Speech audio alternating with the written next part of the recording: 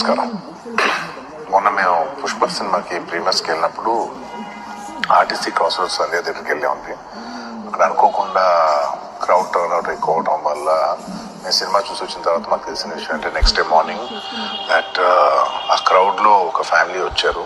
ఆ ఫ్యామిలీ కొంచెం దెబ్బలు తగిలినాయి. అండ్ ముఖ్యంగా ఒక lady, the mother of 2 children, ఆవిడ రేవతి గారని, ఆవిడ నెక్స్ట్ డే మార్నింగ్ అన్ఫార్చునేట్గా ఆవిడ ఆ తొక్కి స్లాట్లో దెబ్బలు తగిలి ఆవిడ చనిపోయారని తెలిసింది.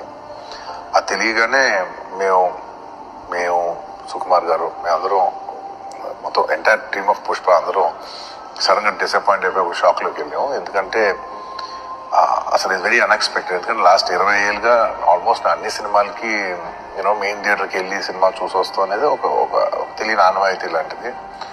అండ్ ఇన్నేళ్ళుగా ఎప్పుడు జరగలేదు. సడన్గా జరిగేసరికి మేమందరం కూడా చాలా డిసప్పాయింట్ అయ్యి చాలా షాక్లోకి వెళ్ళాం.